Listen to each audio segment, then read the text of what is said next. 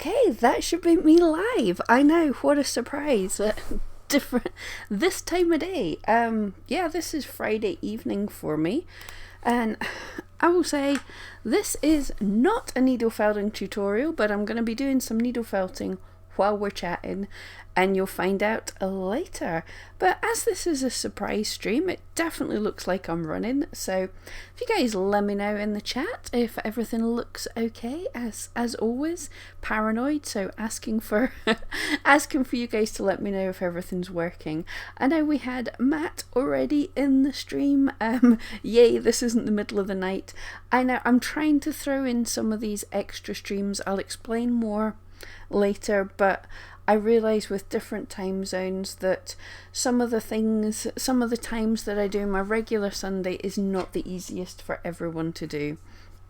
And we have Guinea Pig Weekly in the stream as well. Stream and chat all into one word, strat. Pam don't make up words, they really don't work. Right, so first thing I want to ask you all, after asking you if the stream's working, but first thing I want to ask you all before I get into this is, firstly, are you selling things? Are you selling on Etsy or are you selling anywhere? Are you making stuff for sale commercially online? If you just let me know that's the first question of the day, and that's gonna kind of lead to where I'm going with this chat rant, little discussion-y thing, this little explanation. So we'll get into that, and while I'm waiting for those answers to come in, because I see we're on super slow responses, so I ask a question and you hear it like 10 minutes later. If you are selling your work online currently in this run up to Christmas, how's it going for you? Are you busy, run off your feet just now, or are you super quiet, or are you about average? And what is about average for you? You know, is this busier for you just now or quieter? If you just let me know in the chat. Pillow just dropped on my dog there.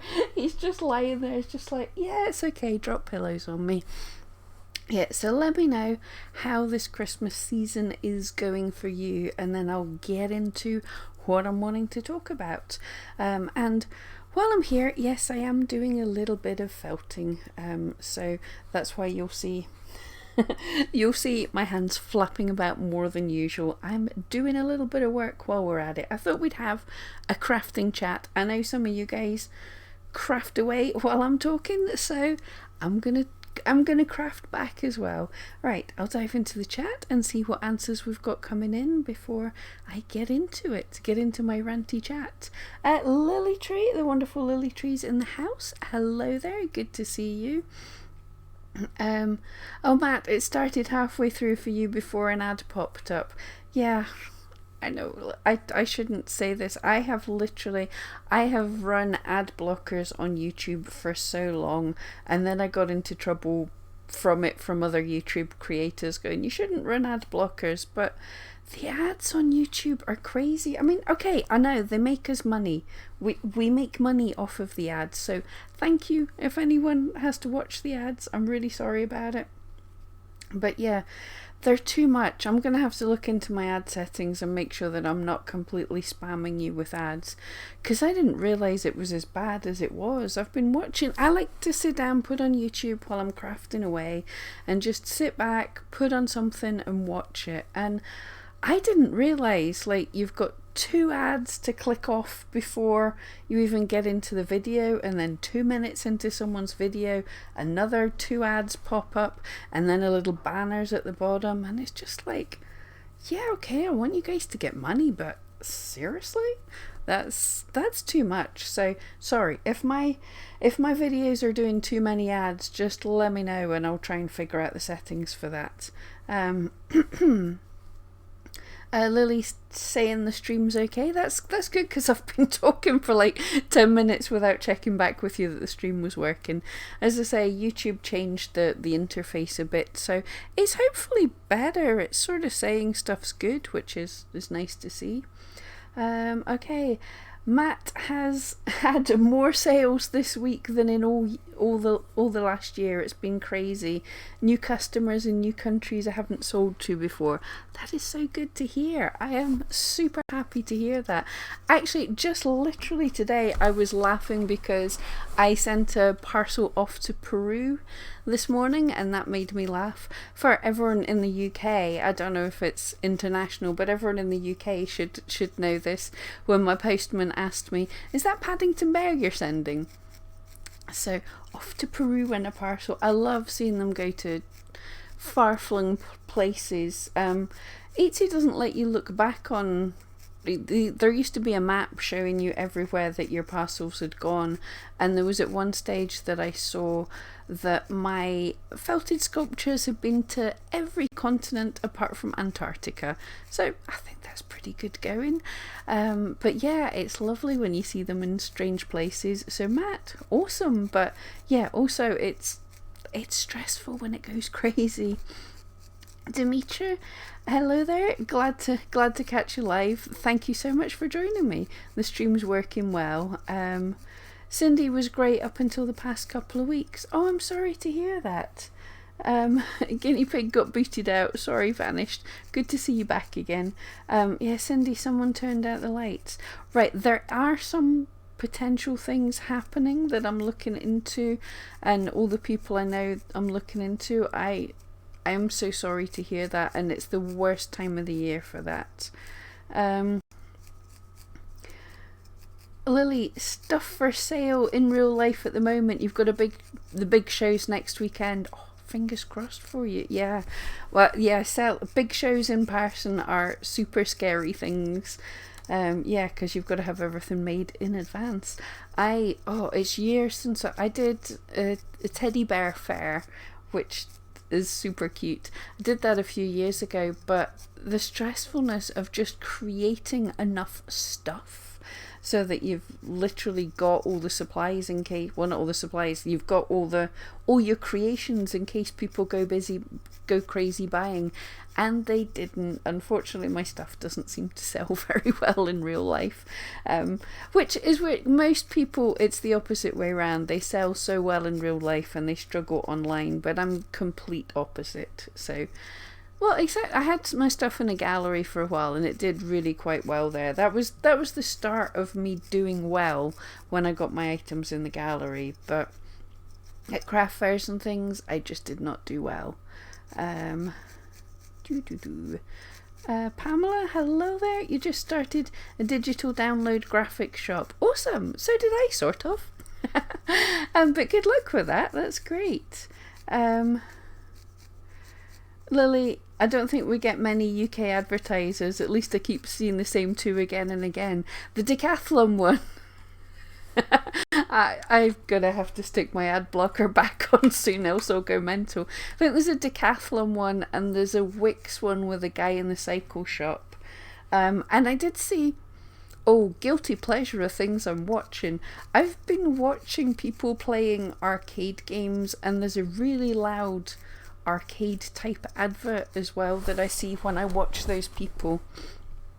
Guinea pig, way to go, Matt. Absolutely. And bleh, sales this month, not a patch on last year. I'm so sorry to hear that. Veronica just joined. Dimitri, you have an A grade on eRank but still not selling. I'm getting more views and visits without paid ads, so that's good. I guess I just started my shop in July. Right, so the first thing, I probably say this all the time. Oh, what did I just do? I dropped my mouse and then things skipped. I'm terrible. Yeah, so I know the grades on eRank, everyone gets super excited because they see them and they think that's a super important thing. I'll let you into a secret. If you're not in the eRank group, you might not have known it. The eRank team, we hate these grades. They're a sort of relic of the past, and we've tried to get rid of them. In fact, a few weeks ago we just got rid of them, and Anthony Wolf just pulled it, says no, we're not doing these because people take them the wrong way. And I totally understand why. You look and you see and you go, I've got an A grade, everything must be right. but there's so much more to it than that. I'm not saying this is you, I'm just saying in general. But we pulled the grades and people went mental and they demanded them back, so we gave the grades back. But I'm going to say to all of you guys that I can talk directly at, and I'll do the spiel as well. Although I do also work for eRank, the stuff that I say in my videos is my own. This is me talking, this is not eRank hat on. But the grades, it's not that they're bad. What you want to think of it, my way of thinking it is, the grades on eRank mark the structure of your listing. So it's like buying a CV template, a curriculum vitae or resume, as you would in America and other places. I think you can get told how to write a curriculum vitae, in that you put your name here, you put your experience here, you put your qualifications here, this section's where you do that kind of thing. So you could have a template that can mark you and say, yes, you've got all the things in the right place. But that doesn't tell you you're going to get a job. That doesn't tell you you've sent the CV off to the right companies. That doesn't tell you you've got the right experience for the job. And that's very much what I feel like the grades for eRank are. They're telling you the things you've chosen to fill in, you've put them in the right place. Your title's the right length, your tags and everything, they're the right length, you're not repeating words, you've not made spelling mistakes. What it's not telling you is, have I got good titles? Have I picked good keywords? Am I in, have I even, I've actually done it before. I've written a listing on purpose to be a terrible listing. It has no decent keywords. Nobody is searching for the keywords I've put in. I've just made up words. But you can get an A grade because it's saying whatever words it is you've used, you've put them in the right place. It's not marking if the keywords are any good. It's not marking if I actually manage to rank for these keywords, would people want to buy my items? So really, really, really, nobody focused too much on the keywords. However, if you're getting more views and visits lately, then you're doing something right. That's the good metric to look at. What I will always say is, you look at finding good keywords and then you sit back and you look and you see, am I ranking for these keywords? Are people searching for these keywords? When people search for these keywords, are they clicking on my listings? So if you are increasing your number of views, then you're on the right track. I know it's so frustrating. You want to do a change and immediately get sales. It doesn't necessarily happen like that. You've got to look at, things are getting better, you're getting more views, so you're doing something right, and then you can look in and see what keywords have you got and how are there similar keywords that you can aim for? Can you tweak things to make them slightly better? But you're on the right track. Cindy's working diligently on her Shopify today. Awesome. Veronica, your first year when I was researching other shops, one of my competitors took the holiday season off to move, and I wondered how she would do that. But now I understand it can be super stressful. Yes, we're going to get into that in a moment. I've got a piece of fleece tickling my shoulder there. Matt, you also wanted to clarify, what currency does the UK use? Is it the sterling pound? Yep. Currently setting up my own shop and wasn't sure, my own site, and wasn't sure what the UK uses. Yep, we're the pound sterling in the UK. Lily Tree, packaging is the time stealer. Absolutely. All the other things associated with crafting take at least as long as the crafting. I read somewhere, I wish I'd taken a note of it, but someone had said something about when the new CEO of Etsy joined, he looked into some of the top sellers on Etsy, and he actually found out that more than half of their time is taken up doing all the other things, and less than half of their time is actually on the creating of the things that they need to create. It's bonkers, but kind of totally makes sense. Veronica, you ran an early bird special with your email list because Black Friday is so late. You're really happy with how it went, and also not to have all your regulars piled onto the rush. Some of my best sellers had C's when you started with eRank, but they were actually some positive tweaks to be made, but I can see that they're not the be-all and end-all. You feel the grades evaluate whether or not a listing has a strategy or whether or not it's a helpful strategy, if that makes sense. Yeah, absolutely. And firstly, yeah, good, really good idea doing an early bird special, I would say. As I've spoke about before, I don't do any kind of sales or whatever for Black Friday, but I think it's a super good idea encouraging people to buy before the Black Friday sales, especially because it's late, it's a little bit later this year. So that's what you want. I mean, I found not doing Black Friday sales, my sales start so much earlier. People aren't waiting till Black Friday. In fact, super secret thing that I'm getting to in a minute, 2 days ago I shut off my shop for custom orders. That's it. People are going to come in and beg. I know that's going to happen, but we're not at Black Friday yet, and I'm done. And that's what I'm going to explain in a minute. And yeah, you have it so right. What I find with the eRank grades, they were really awesome that you could just go in and learn how to create a listing that's right. Once you know what you're doing, you can write an A listing easily without even thinking about it. So you can just go in and go, oh, have I made a stupid mistake? Have I spelt something wrong? Could I have done a little tweak? It's there as a helper. But I think one of my best sellers has a D grade. I ain't touching it. It's a bestseller for a reason. These marks, these grades aren't coming from Etsy. They're an SEO helper based on the best practices from Etsy. But we all know kind of best practices are they're the rules we've got to learn. But if you're doing amazing, if you're a superstar, if you're making Etsy lots of money, you can break the rules. Not that I'm making Etsy lots of money compared to some of the big guys. Yeah, Lily, Veronica, it's a great idea to have an early bird. Absolutely. Lily Tree, length isn't everything.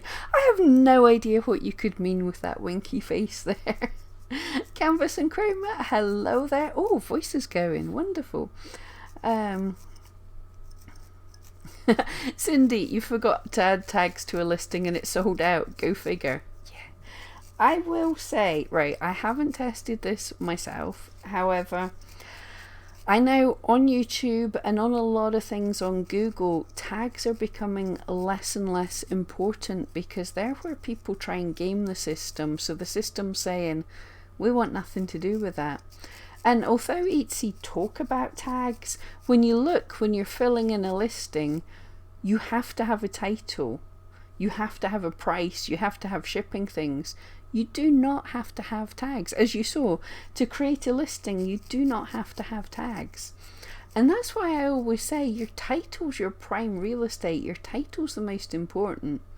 Tags are nice. Tags help. They sort of say to Etsy, yeah, this is what I think it is. But you can rank without tags if you've picked the good keywords.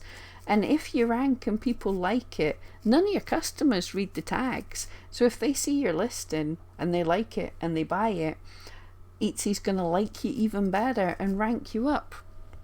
That's one basic thing that people sort of miss. The SEO, the stuff you do at the beginning, that is just for the beginning. That's to say, Etsy, here it is, this is what I think my item is. And then Etsy runs with it, it tries to figure out where to show it, it does a bit of research on it kind of by testing it. And if that item does really well, it doesn't matter how good or bad your SEO is. The SEO helps Etsy to know where to show it, but if it shows it somewhere and the crowd go wild for it, if the customers go mental for buying it, Etsy's not going to say, no, you've only got 3 tags and that title's spelt a bit wrong. It's going to say, you're making me money, you're going up in the rankings. So yay. Lily, with keywords and titles, of course. Yes, absolutely. Guinea pig, since I've been studying your really helpful videos, Pam, thank you. My Etsy stats are on the up, so I'm grateful for the help. Oh, you are most welcome. It's lovely to hear that. I'm glad to help, because I'm running my shop as a experiment, and I'm just trying to see everything. Like, none of us have all the answers, so I'm glad that I can help people. Matt Wood, packaging is your favourite part. Come here. Come here. I would so love to have staff that would do that for me. I'm terrible at it. Oh, it takes forever. Demetria, oh, thank you so much as well. You agree about the videos and suggestions. That is so good to hear. Canvas, my mystery box is one of my top sellers, and it has a D or an E letter rating because it's only one image, because it hasn't been made yet. So what am I going to show? Yeah, exactly. And that was such a big thing in the Etsy SEO, where they were reviewing people's listings. And guys, don't even look at that thread. I've been through it all, and yeah, not impressed. But anyway, that seemed to be one of the first things on the people's checklist going, what are we gonna, what should we look at? Make sure everyone's got all 10 images. Well, it's not relevant for many people.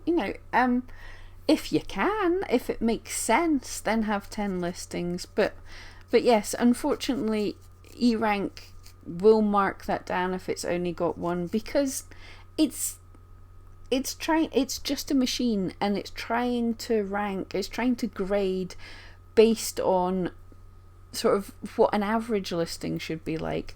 But some listings, you don't need 67 images. People can figure out what you've got from one image. Yeah, there's ways to add in other images, but is it important? Clearly not. It's a top seller. Skywolf, how are you today? I am fantastic, thank you very much.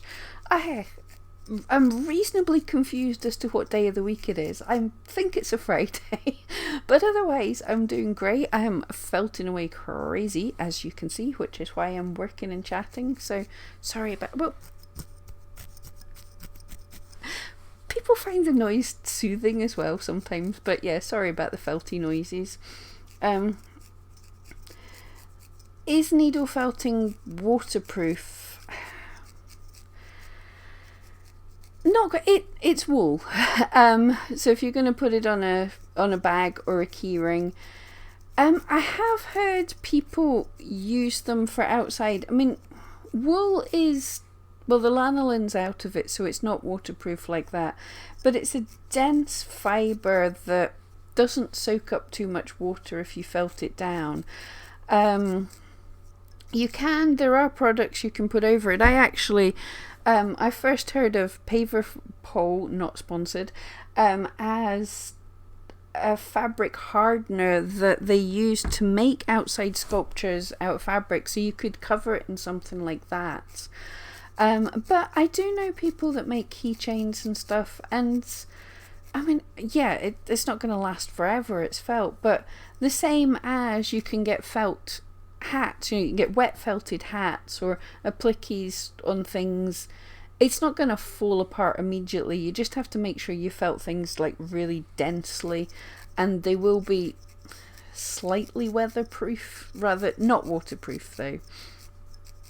Lily Tree, what am I making just now? This will be at some point hopefully a little Yorkshire Terrier dog. I think his legs are looking a bit fat already, but we'll sort that out. He's going to be a little Yorkshire Terrier. That's the next on my list. So yeah, that's my plan. I'm going to show you guys, right? I have a massive pile of dogs sitting here that half finished and some finished, just to show what I'm at. So I got this little guy who actually I love the fuzzy ones. They have such derpy expressions. And then I've got a set of well, not twins, brothers, a little set of dogs. I quite like, this is like my medium size. I quite like these.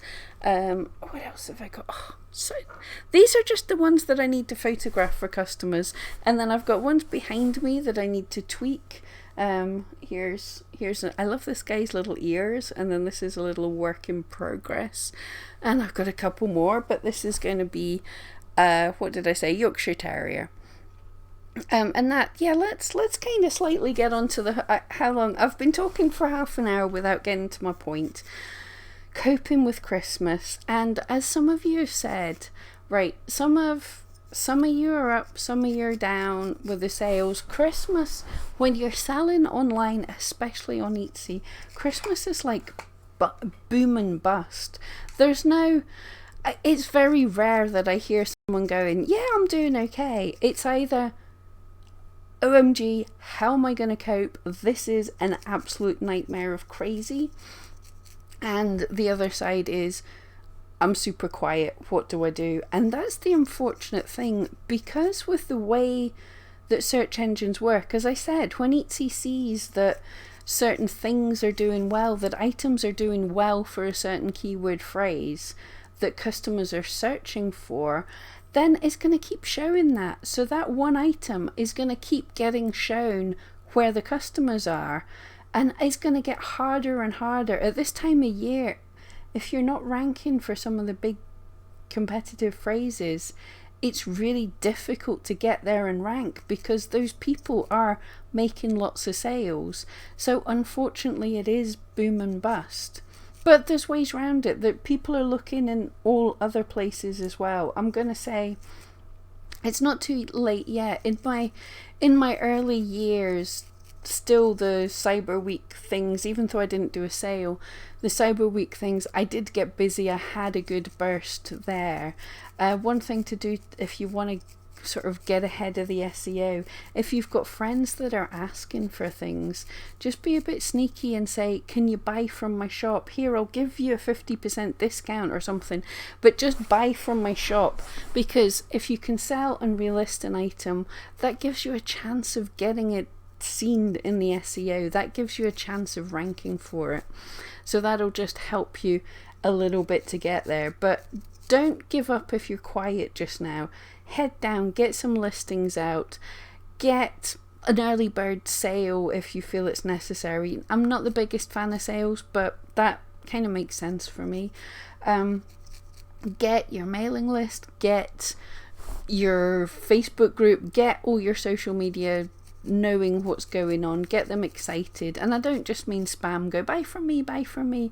Show beautiful pictures of wonderful things, aspirational things that people want to buy. Get doing that. Right, yeah. I'll check the rest of chat, and then I'll go into the other side of it. The side that's got me frantic and just sitting here going, have I actually even got clean hair? I put lipstick on to chat to you guys, but I'm that frazzled, I have no idea what's going on. Right, where did we get to? Oh, Daniel's in the house. Hello there, Daniel. Hey. Just in the back listening. That's good. Just makes it feel like I've got a classroom now with Daniel at the back chucking spitballs at us. Skywolf. Another question, is it easy to do commissions made to order for Etsy? Yep, absolutely. That is 90% of what my things are. Etsy has a system in place where people can request custom orders. I can't stand it, and I don't think it's the best for SEO either. So what I do when I've made a sculpture and I take a picture of it, if I've got a picture that looks kind of good, or if mine are mainly breeds a dog, if it's a breed of dog that I think is popular, what I'll do is I'll make a listing not for that creature that I've made, but using that image to say custom needle felted dog sculpture. And then I explain in the description that when the person purchases that listing, I message them and I ask them for the photographs of the dog that they want me to create. You can set your production times on Etsy. So my production time, well, just now because I'm closed down for Christmas pretty much, my production time is 6 to 8 weeks, but usually it's about 2 to 3 weeks. So that means the person sends you the pictures, you create the thing, and then I tell them my thing, what I do is, once I've created the dog, I email them pictures of what I've created and then make any changes I need so that they're totally happy before I send it off. And that's one way. Other people have different ways of doing it. It's just the best way I've found for me. If you use the Etsy's system where customers commission you, the problem is that in general, that seems to be you create the list, you create the item, and then they pay for it. And for me, that doesn't work, because what you can have is people who are just kind of like not that committed to buying the item. They want you to make it and then they'll think about it.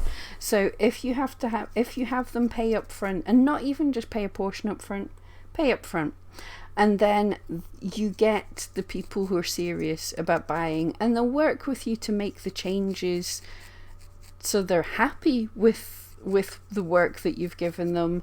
And yeah, if they're a total pain in the backside, I've refunded, in 11 years I've refunded 2 people. So yeah, customers aren't as bad as all that. But yeah, it's fine. You've got the Etsy conversations. You can go into emails if people can't really cope with attaching pictures to Etsy. But yeah, it's, say, most of my work is custom. Where did I get to? Veronica, one thing Wool handles well is doggy accidents. One of my clients gets over excited. It's much easier to cope with when she hits the good living room rug than the rag one. Oh dear.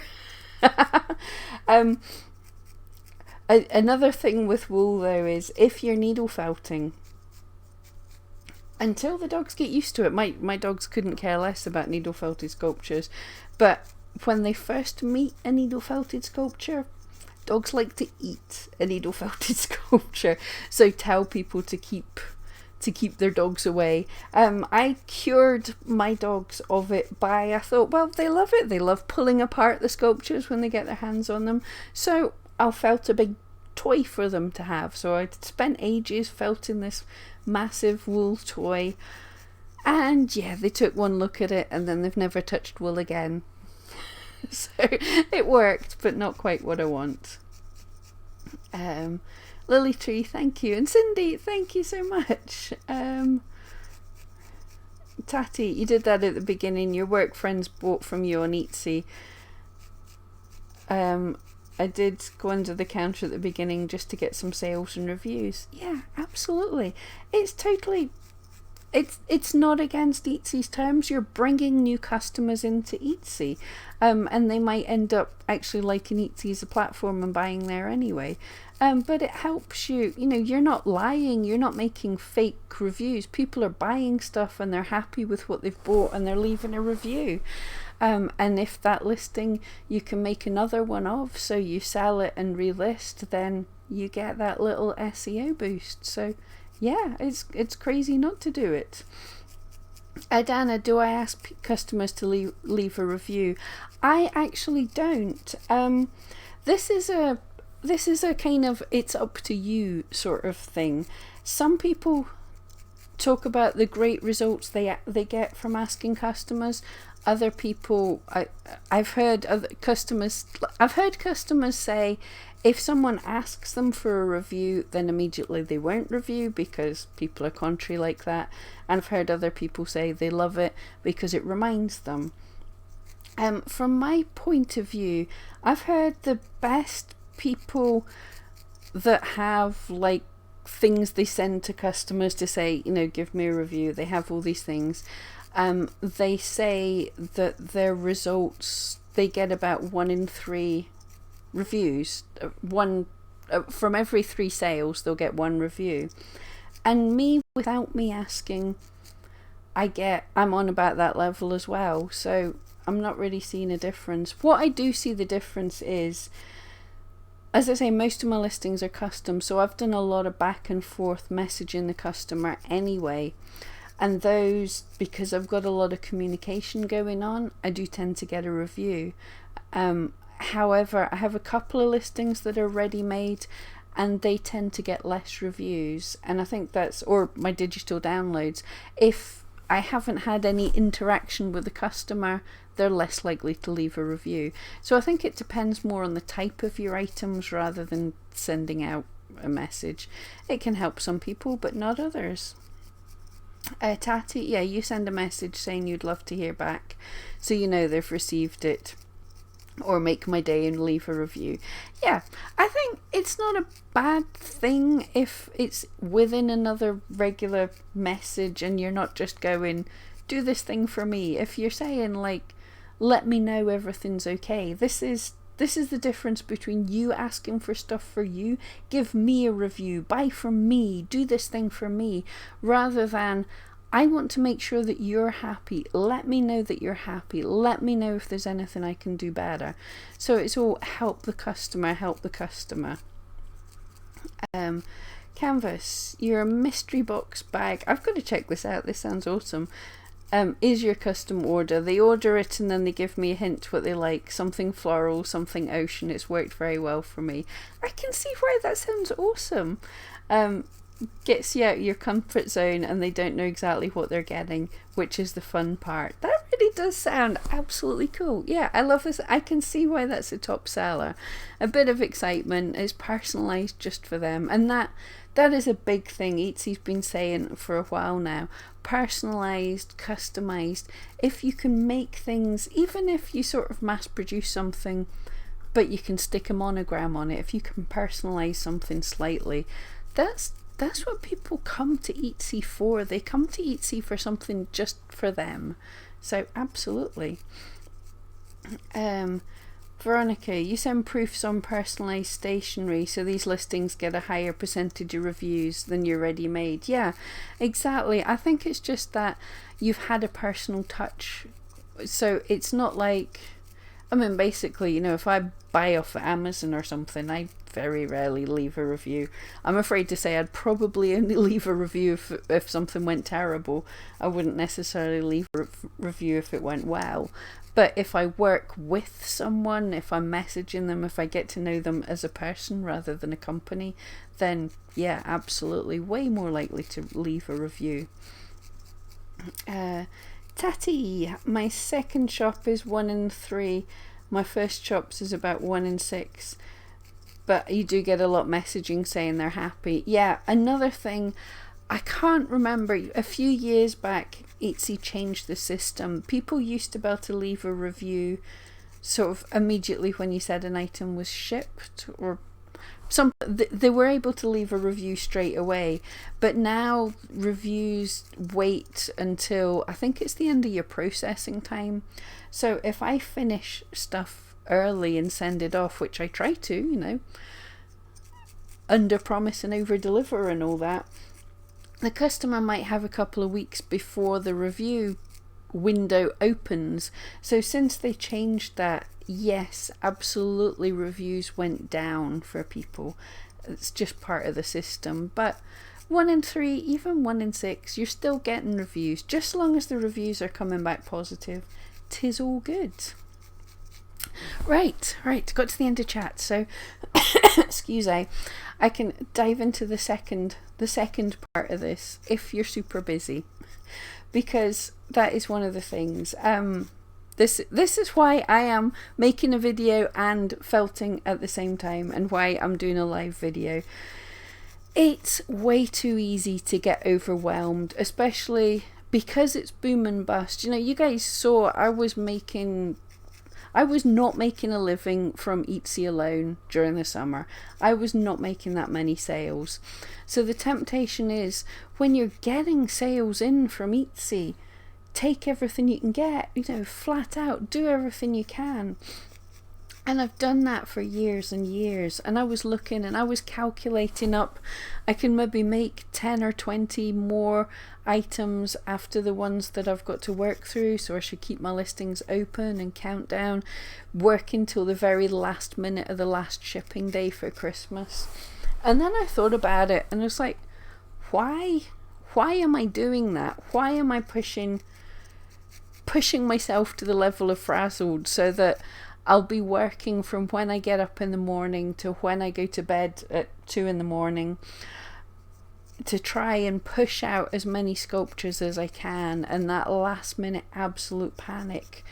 I have barely, for the past about 4 years, I've barely seen any of the Christmas lights in town or done Christmas shopping or seen my friends or done any of that stuff because I was head down working flat out. And the pressure has been on me at the moment because since 2014, every single year I've done better than the year before. And because I'm doing my videos telling you how I'm doing, and because I'm giving you all advice on how to run an Etsy shop, I was really pushing myself, pressuring myself to say, I want this year to be better as well. I'm close to this year being my best again year. So I wanted to do that. So I was like, I don't want to shut my shop down. I don't want to do that. And I just realized that, like, who am I doing it for? I'm not desperate for that money. I could do with a bit more sleep. So I made the executive decision that, yeah, I don't have to cope. I don't have to do all those things just to say that I've got all those sales. So that's kind of my advice. If you're getting frazzled, okay, we'll have bills to pay, but don't push yourself too hard. If you're struggling, if you're saying, I'm not coping with stuff, up your processing time, stop taking new orders, do what you've got to do, and also see how you can multitask.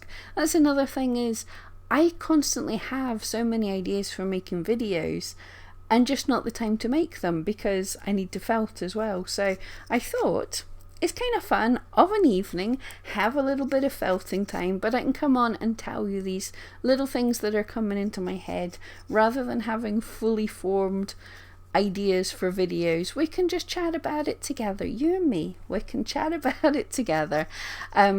So that's my other thing. Cut back if you need to, but do what you can as well to make things easier on yourself. Make a live video where you're chatting to people and felting. Cut down on your orders. Do the things. So this is supposed to be an enjoyable time of the year as well, and sometimes just stressing yourself out because it's going to be quieter in the summer. You don't have to make all your money for the year in the last week before Christmas. And honestly, I feel if that's your business model, if the business model is November and December to kill yourself, then possibly ease off just now and think of a different business model. My advice is always going to be, don't rely entirely on Etsy for the entirety of your living, because it's not going to be steady all through the year. So look at what other things you can do in the quiet time to give you a more even income so that you don't knock your pan out at this time of the year. It's not worth it. So that's why I'm here, why I'm talking. I hope that makes sense to you guys. It's just step back, take a break. You don't have to have the maximum number of sales just now. You don't have to work your fingers to the bone dealing with everyone else's failure to prepare. Everyone else is leaving it to the last minute. So if you need to, and at the end of the day, I'm shutting off my shop just now. I did the same thing last year. I left it a bit later and I left it earlier, but I had more orders because I was more behind this time last year. But I found cutting off earlier means people are coming to me through the year asking, do you have time to take a commission? You're you have a rarity now. Can I please get one of your special sculptures? And people understand, rather than thinking they have an entitlement to things, they realize that this is a precious handmade thing. Sounding big-headed now, you know what I mean. But they understand that this is a limited resource. There's only one of me, so yeah, I'm not gonna sit. I'm gonna take the break. So take it easy, do what you can, and yeah, look into what things can you sort of mass produce of your items through the summer, maybe, but what other things can you do? Like YouTube videos. I've said this before, it's a cool thing if you're a crafty person. Now, I'm not saying YouTube videos are easy. Lily Tree will tell you, Daniel will tell you, so many people here have YouTube videos, YouTube channels. It's not the easiest thing, but it's an alternative source of income, and when you're not busy with one thing, you can be doing the other thing, and eventually that can build up. And most of us, we're crafty people. We like to see what other people are doing, so that gives us an alternative. And when I say alternative streams of revenue, people always go, oh, I'm going to open a Shopify store, I'm going to open my own website and stuff. But that's all still relying on people buying from you. So look at what you can do that gives you different income. That, you know, if I break my arm and can't felt tomorrow, will I still be able to make money? So yeah, that went in a totally different direction than I was expecting. I'm going to pop into the chat because I can't remember what I meant to what I meant to be talking about. Right, where did we get to with the chat? Lily Tree got some bolts from eBay and then got a message asking them to leave a review. Not a whole lot to say about a bolt. And I get it that the reviews are important to these people because it helped their shop. But yeah, a bolt. A bolt's a bolt. Guinea pig, yeah, you've tried to do everything you can, but you feel you've burnt yourself out a bit. Hope everyone else hasn't. Yeah. I can completely understand that. It's easy to do. I have kind of done that for the past 3 or 4 years, and that's why I made this executive decision. It would be nice to keep on getting orders coming in, but do you know, it's not that important. Lisa, just wanted to say, if you get done early with an order, change the ship date before you print the label, or in my case, just update the date and mark it completed. Yeah, good point. I totally could do that. To be perfectly honest, it's good advice for everybody else. You can change your ship dates. I just don't. I'm not really that worried about reviews. I much prefer it when people just send me pictures and send me messages saying how lovely it is. It's good enough. But yeah, good reviews and stuff do help with your SEO. So it's good if you're getting enough of them. More importantly is to keep the ratio. So I mean, it's always going to happen. Sometimes somebody will give you a bad review or just an average review. Unfortunately, some people still are of the thinking that a 5-star reviews for something that's above and beyond what you expect, whereas the platforms, Etsy and eBay and everything, they expect everyone to have 5-star reviews. They expect 5 stars mean it was good enough. Anything below 5 stars means something terrible's happened. Whereas there are some people that'll give a 3-star review to say, yep, that was exactly what I expected. So yeah, you do need reviews you need good reviews to hide the lower reviews, where it's people that just literally don't know how the system works and they're just going, yep, that was satisfactory. Especially bolts. Satisfactory is as good as you're going to get for bolts. Veronica, for people that want to take advantage of last minute shoppers, I have a strategy with a bulk editor works. Maybe I should make a video about that.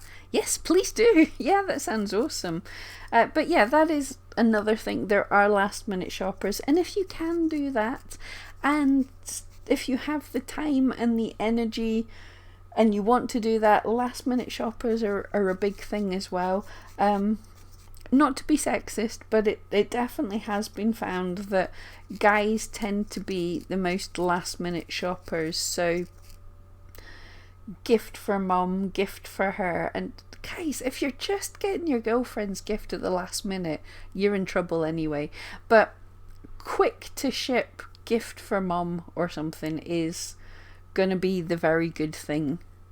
Excuse me.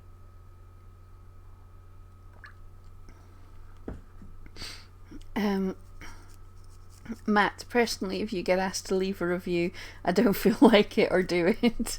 Mean I know. Yeah, I feel exactly the same. It just feels weird, especially if it's something basic off of Etsy. What's there to review? Etsy, eBay. Yeah, I totally agree. Thankfully, people have seemed to get a little more professional about it. But back in the day, you used to get a ton of messages, and it was like, leave me a AAA star review because, I need this for my business. Please, can you leave me a review? Leave me a review. And I'm going like, no, you're annoying me now. If I leave you a review, it's not going to be nice. Oh, Canvas. Yeah, also stop stressing about your stats, especially your daily, weekly stats, as those are worthless. Can we get an amen? Yeah, sorry. Don't even ask me what I've been watching on telly for me to think that's a proper response to anyone. But, oh my goodness, yes, every single week I'm getting messages, comments, people panicking and going, have you seen? Look at this. I've got no stats for today. I've got 0 stats, no views. What's happening? The way computers work, the way internet works, it is impossible to have up to the minute correct stats. So your daily stats, today's stats, are meaningless. Tempting as it is to look at them, if what you're doing is every single day, first thing in the morning, clicking onto your stats and looking at today's stats, you are working incredibly hard doing nothing worthwhile. I'm sorry, but yeah. Because trust me, if your shop's doing super well, I haven't looked at my daily stats, and I only look at my daily stats when someone goes, is Etsy down? What's happening? And I look and I'm like, yep. And it doesn't matter. The views are still happening. I mean, that's it. If you look and you see 10 people have hearted an item and you've got 3 sales, but OMG, my stats are down. My stats are saying 0. This is terrible. It's not. It doesn't mean anything. It just means those numbers haven't been counted. If you've had a sale, people are looking. Don't. If you have to look at weekly stats, much better, look at 30-day stats. Look at your monthly stats and compare them. That's why what I do every month, with you guys, I will sit down and I will look at my stats.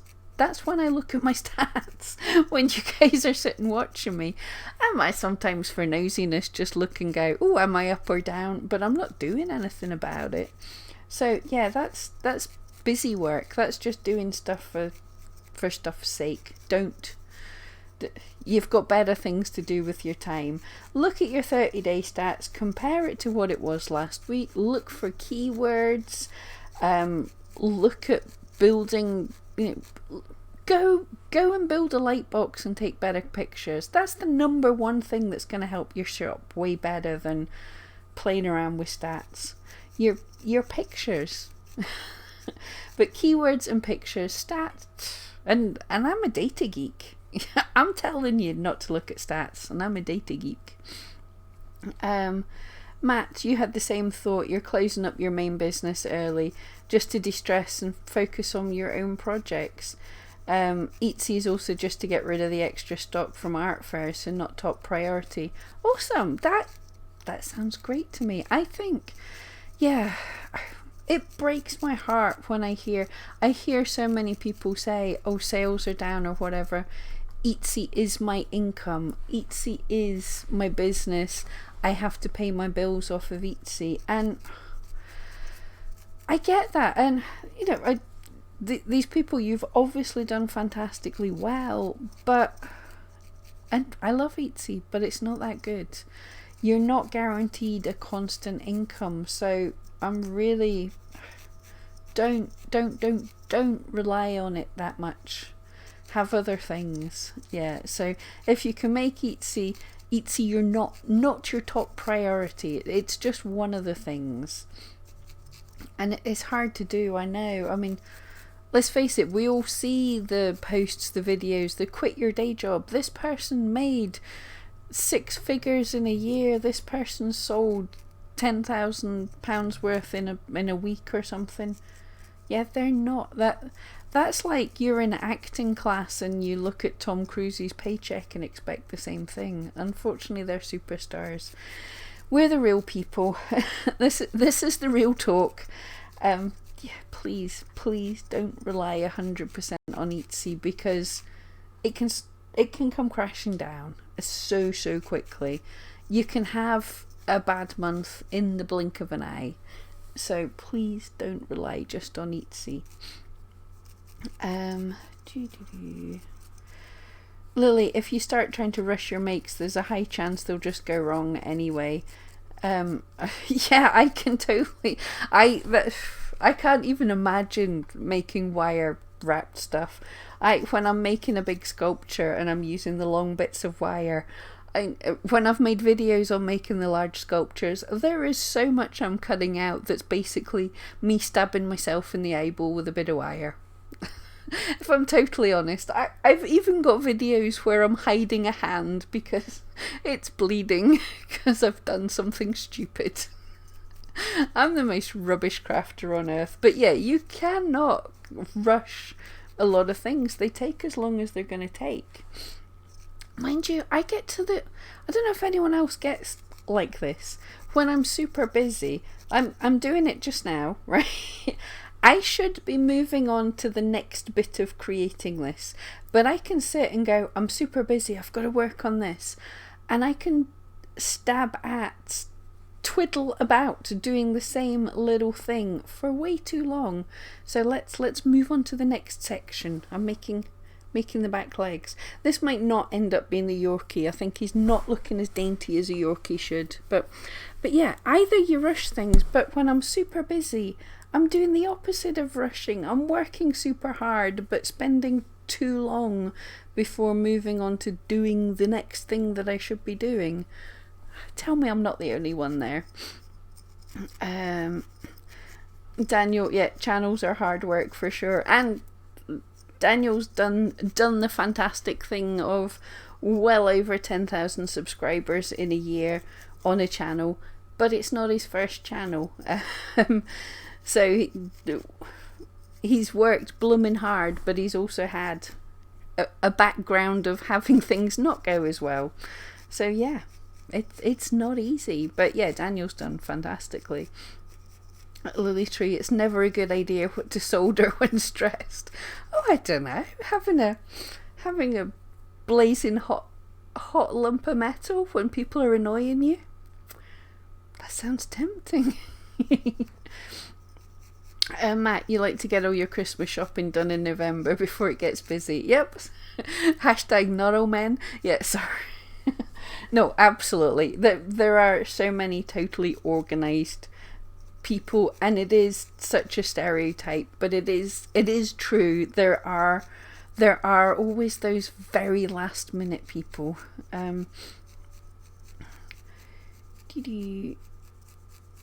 Violetta, did I say that name? What an awesome name. I'm not even going to click. Oh, Violet, isn't it? Violetta.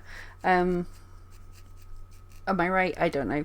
Have you tried social media promoting such as Instagram, Facebook or Twitter? Yep, absolutely. I have a Facebook page, which is Ben McFuzzylugs, and a Facebook group, which is far more important. That's Pam Duthie's Crafty Friends. And I will say, that's why, right, the page, this was something I was recommended to do many, many years ago. This was the thing that you all had to do. And I love my Ben McFuzzyLugs page, but a page is very much promoting yourself, and also Facebook promote them less and less to people because they want you to pay for adverts. But that's more selfish. That pages, not so good. The groups are great to build a community, people you can talk to. Obviously you've got to be careful, you get people joining these things just wanting to advertise, promote themselves, but it's a good place to have a community, people you can talk to, and build up. That's really cool. I enjoy that tremendously. I won't say it makes me a vast amount of money, but it's good to have a community of people. That community helps, keeps you going. Instagram, absolutely awesome. I'm not very great on it, but I know it's a great visual thing if you have good visual images, because as quite a lot of you know, in around February, a reasonably large Instagrammer was given a gift of one of my sculptures. I knew nothing about this until they posted their birthday present showing my sculpture with a link to me. And I had my best month ever in February just due to that person saying, look at what I got. So I knew that told me that my items were visually good enough that when the right people saw them, they loved them and bought them. And Instagram was a good place for that. And just from that alone, not only did I get orders, I got a good 1,000 extra followers, which was, well, extra. I went from like nothing to 1,000, so I got a good 1,000 followers, which has really helped. And yeah, I don't, again, when people think of marketing, what they often think of meaning as posting up, I've got a new listing in my shop, buy this thing in my shop. What I'm doing on Instagram, when I finish things, I take fun pictures, or pictures of my dogs as well, just cause. But I'll put up pictures of my items that I've just made, little gang of dogs and stuff. And I'm just looking at what things get the most interaction, what things people love the most, and I try and post more things like that. And if people are interested in buying, they ask me, they converse with me, so I don't put links or anything. So that's my marketing there. Another thing, I'm just about to make some more videos on Pinterest. I'm going to work extra hard on Pinterest. Pinterest is my #1 source of social media traffic coming into my Etsy shop, and it's not from anything that I pin. It's not from what I do, but I've got some new strategies for how to do my brand better on Pinterest. But social media marketing, Pinterest, yeah, your conversion's lower. People click, but they don't buy so much. But my #1 selling item is my #1 selling item because the vast amount of people that come from Pinterest, and they're coming from Pinterest because people see this one photograph that I've got, that they love it, and they share it to their boards and they show it to their friends. So Pinterest is awesome for visual things, but not for me marketing it, for other people marketing you. That's how many times do I say, photographs, take awesome photographs, take quirky photographs, take geeky photographs, take things that your tribe of people will look at and go, wow, that is so cool. I mean, the picture that I'm on about, it was mainly a happy accident. It's my Splat half cat bookmark. It's the backside of a cat poking out of a book. And I was just taking pictures with a book that I had lying about the place, which was, I think it's Anne Rice's The Tale of the Body Snatchers. I can't remember the name. It was an Anne Rice book and stuff, but it just fitted in with the feel of the people that saw it and loved it. They loved the slightly gothic, quirky type of thing, and the book tied in with that, and the picture was just good enough that and the idea of the item fitted the warped sense of humor. So it just did good, and that's how, like,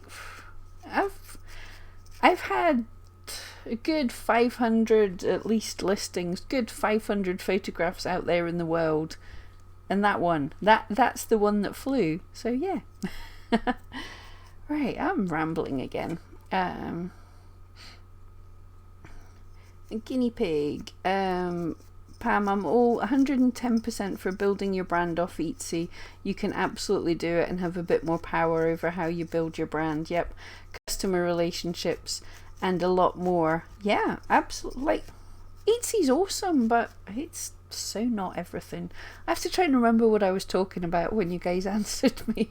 If I make sales on Etsy, then that's an absolute positive, but I just realised since I left my job due to redundancies, you have to work smart but also keep learning. Don't stand still. So the yes. Yeah. There's not much else I can say to that. Yeah. There is nothing when we're self-employed and get like you, I kind of fell into it. I was sort of forced into it.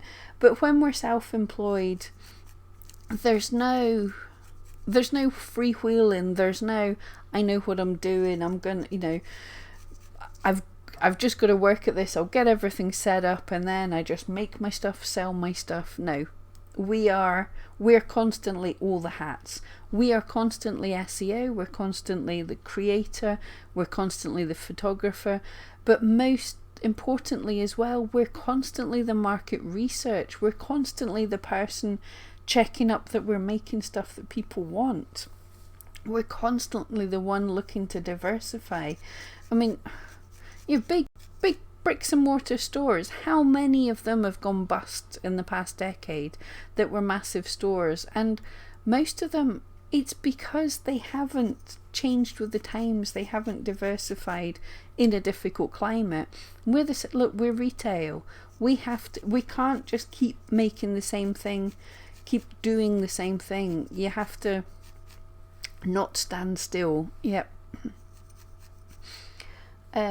Sarah, your sales are way down on last November. Oh, I'm really sorry to hear that.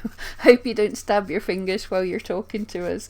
I haven't yet, but my fingers are like leather enough that I probably won't swear too much. A few years ago, you might have got the odd not safe for work word when stabbing myself, but no, I'm relatively good at not stabbing myself.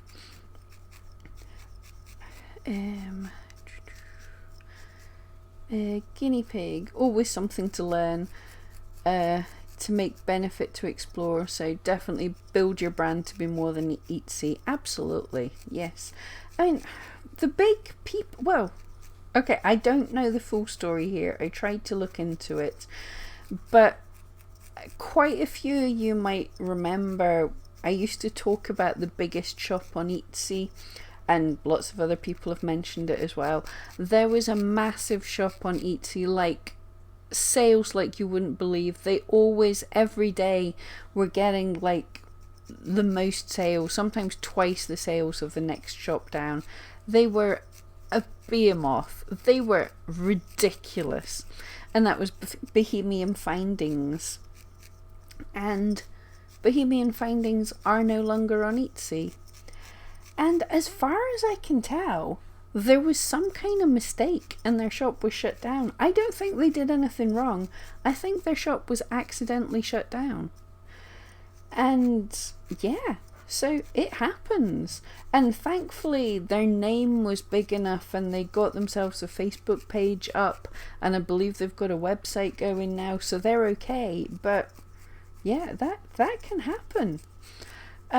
But not there's other reasonably big shops that I've seen, and they built themselves up big. And the business plan was always for how to get off Etsy. There's one, I found her absolutely ages ago.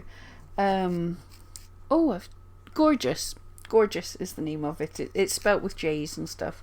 But I believe she was somewhere local to here. I found her when we used to be able to shop local. There was a thing on Etsy to be able to do that. And it's beautiful cartoon drawings of slightly gothic little girls and stuff. They're awesome stuff. And I found her on Etsy. I purchased some stuff off of her on Etsy. And since it seems that she now sells her designs to... I don't even know how she's done it, but in all the garden centres and gift shops and everything around here, there are notebooks, bags, pencil cases, everything with her stuff on them now. She got off Etsy. She got big. She got her name out there and she got big. And that's, you know, people have their business strategy, and it's not to stay on Etsy forever. It shouldn't be. Etsy something else.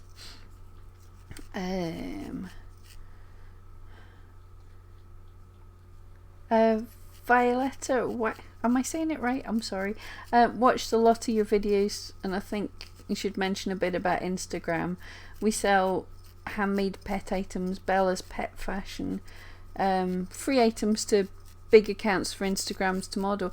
Yeah, if people take that, like I just said, the Instagram thing did awesome for me, like ridiculously awesome. And yeah, I get that people sometimes say, oh, this person messaged me asking for free stuff, is it a scam? Do you know, if a big dog Instagrammer messages you and wants you to send one of your items for free for them to model on their dog, and they're going to put up a couple of posts on Instagram, bite their hand off. For anyone who's got that kind of thing, you know, social media influencers, if it's the right person with the right active following, they are worth their weight in gold. It's the best advertising you can get right now, so it's a good thing. And that's what's helped you the most. Tatty Treasures, so true. I've stopped posting on my page. It's all look at me, look at me. I've come out of all the selling pages on Facebook. Oh yeah, they are ridiculous. Yeah, time consuming, and it never brought me many sales, lots of messages. Yeah, most of it just doesn't work. That's the simple sad fact. That kind of spamming doesn't work. You need to be where the people are searching for the things, not all these groups. What you're finding in all these groups is these are the people who are trying to sell the things. You don't need to be where the sellers are. You need to be where the buyers are, and the buyers don't want to be spammed. Yeah.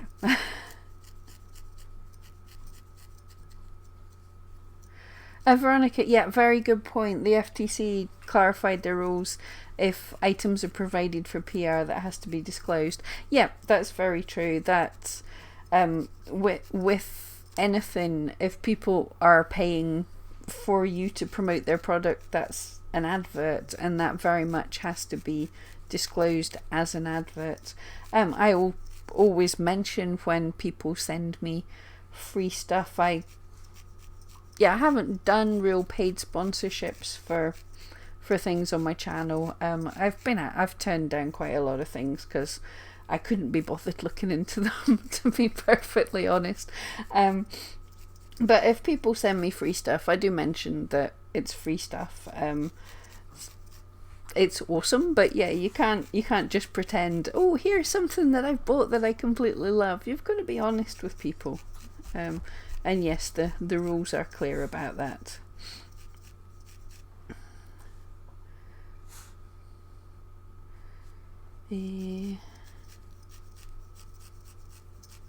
Oh, Violet, you like to give back to the community. Yeah, that's lovely. And do you know, some part of your day should always be that as well. I think if you can do it, it's awesome to be able to. It's really awesome to be able to give back. I was going to say like I do with YouTube, but no, I hopefully can help people, but YouTube helps me as well quite a lot. That's the hilarious thing, actually. I think I mentioned this before, but once I had someone absolutely raging with me, commenting on one of my videos, saying how it was disgusting I was making videos. I wasn't here to help people, I was just here to help myself get more sales. And it's just like, and this is a bad firstly, this is a bad thing. Why? And secondly, Pinterest drives me the most traffic. YouTube doesn't bring much traffic to my shop. I've had a few sales off it and I absolutely love that because it's like people I feel I know. But my YouTube channel is here to help me grow my business, get my name out there, and have an alternative stream of revenue. But yeah, it's not a bad thing to be doing something different to make a bit of money. Yay. Lily's just scored a brand deal. Does that make me an influencer now? No, you were an influencer before. It just makes you a paid influencer now. Congratulations. Oh, I look forward to seeing that. Hyfex, is that even right? Oh, people with names that I can't do. Finally made it to one of the live feeds. Yay, what a nice start to the weekend. Thank you so much. That's lovely and great to have you here. I am trying to remember if I covered it. I should write that. I need to have staff. I'm terrible at remembering anything. But hopefully I covered everything in today's gentle rant. Is firstly, if you are quiet for Christmas just now, it's not too late. It's still possible. Black Friday can still be crazy. But if you are busy, don't kill yourself. Okay, if you need the money, you might have to. You might have to be crazy for this Christmas. I've been there, done that. But if you can, think about not killing yourself. Cut off taking orders if you have to. Slow down things. Kill your sales a little bit if you have to. Take time out. Walk the dogs who are wanting to go out, so I'm going to have to quit soon. Walk the dogs, see your friends. Actually enjoy some of the Christmassy stuff yourself. I mean, half of us here are creating Christmas for people and not getting it for ourselves. And so I am, hopefully, I've got some ideas that are not enough for fully fledged videos, or I don't have time to make the videos out of them, but that I think are important that I want to share with you guys before Christmas, because we've got a lot of things to cover. So if that's okay, I will be throwing in some more random crafting lives. I have a bit of a body going on just now. I'll post, when I finish this, I'll post a picture of what he is finally in the group when I'm done with him. But hey, it's kind of cool to be able to. I was gonna be sitting here crafting anyway, so it's nice to do it with a bit of company. So thank you so much for joining me. I'll give you 2 more minutes to bung in any extra questions, because we're on super slowness on the thingamabob, on the replies. Words hard. On the replies, yeah. But yeah, and hopefully if you've got any kind of random questions, jump into the live chats. I can easily be distracted and waffle nonsense. I'm super good at that. But ask in the comments as well. And yeah, as I say, I've got some more ideas for things that I wanted to share, but I haven't had time, and hopefully I'll have more time because I have decided to make Christmas less stressful for myself. Lily Tree, I like the hashtag gentle rant. I know, I'm all ranty in my head and then it just goes kind of chilled. Hypex, didn't come in at the start. Don't know if you talked about how Instagram are not putting up the amount of views for posts. Could be good or bad for small guys. Yeah, I heard that. It's a test that Instagram are doing. I didn't mention it. I said that for this year. Next year, I will look more into social media even more. But yes, a certain thing, Instagram is hiding the number of likes, hearts people are getting on a post.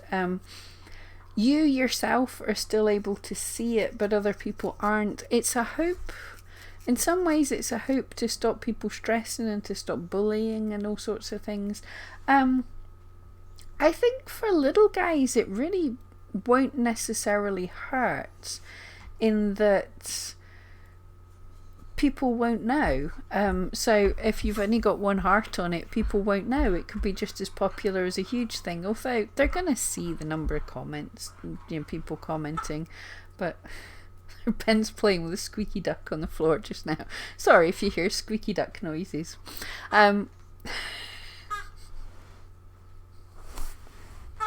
Oh, he stopped. Right, so right, I was going to show him.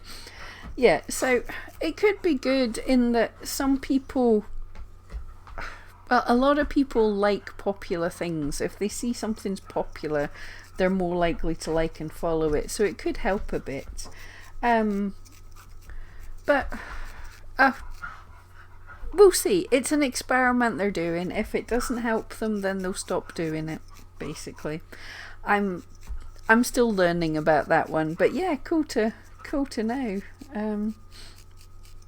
Lily Tree, yep, make time for Christmas. Yeah.